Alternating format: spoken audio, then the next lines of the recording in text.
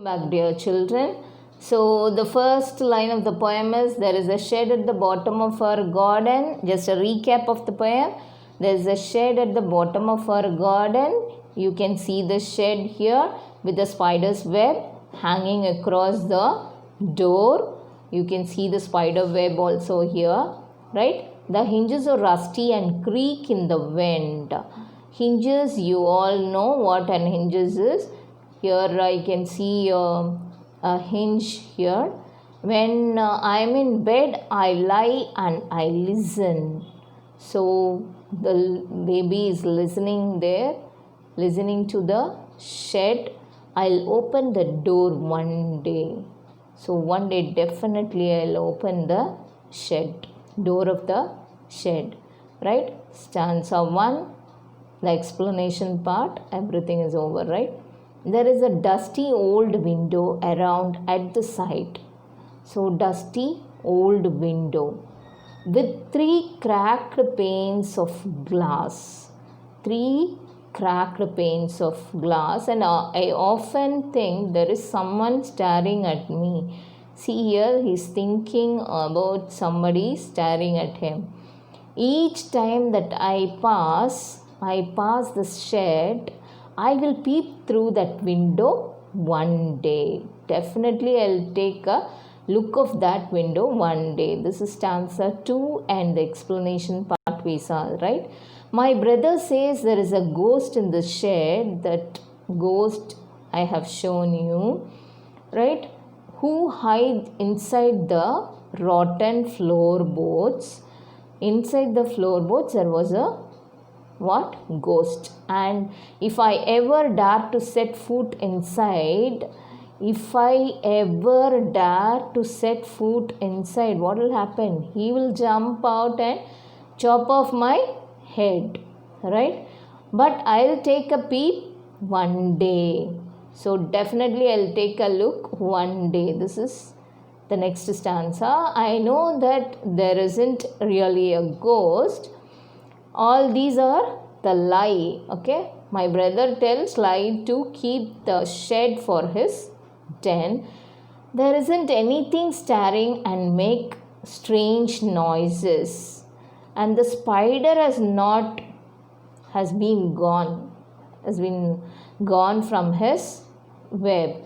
Since I don't know when, I'll go into the shed one day soon. Okay? But not just yet.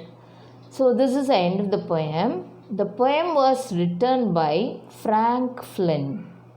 Okay, Frank Flynn is an author.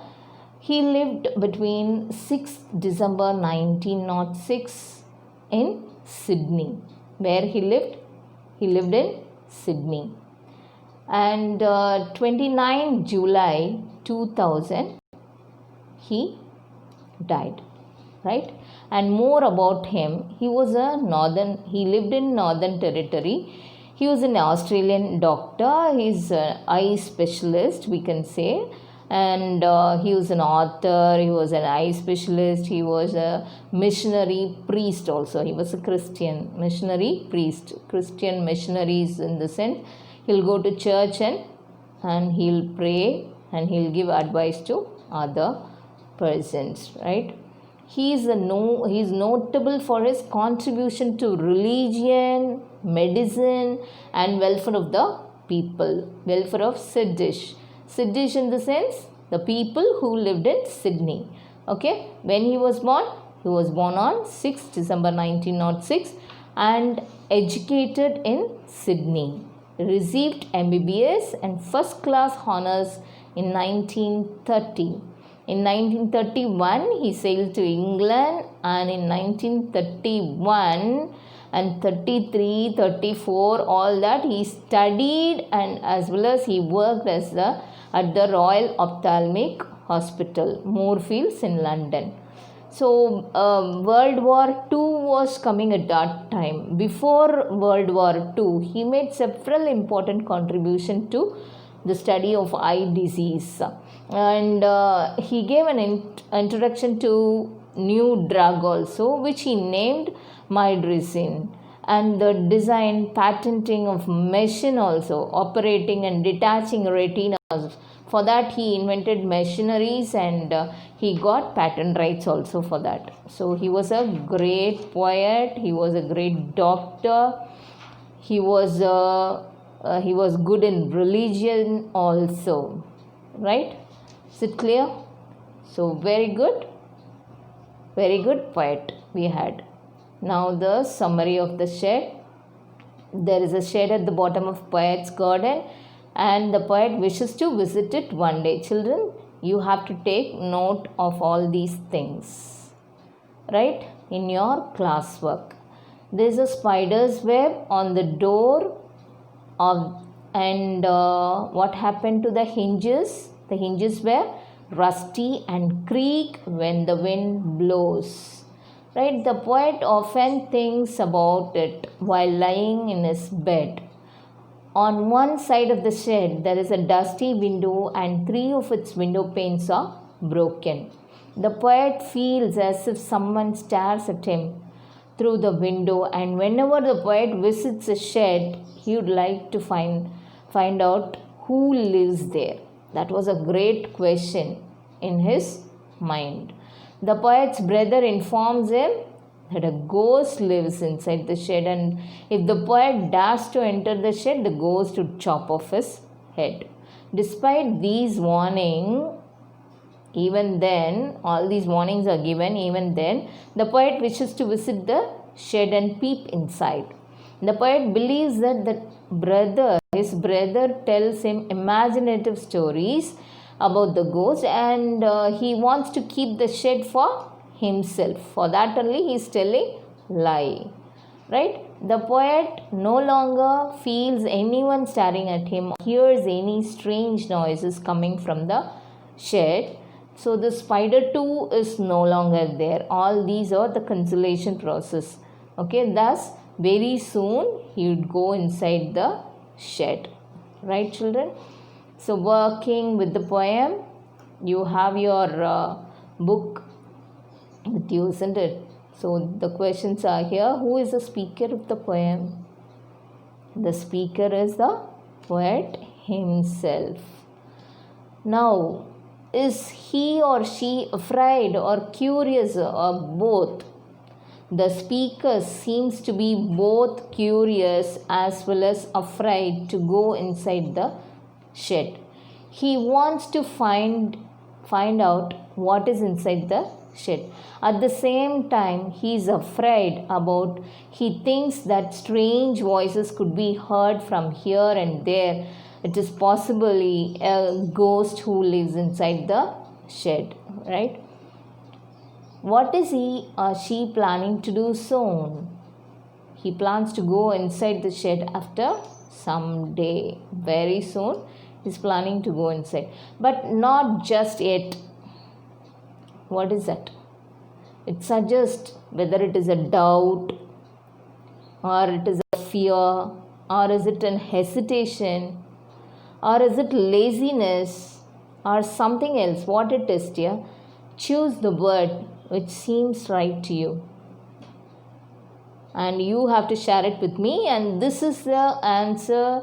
This is my answer actually, but not just yet seems to suggest lack of preparation.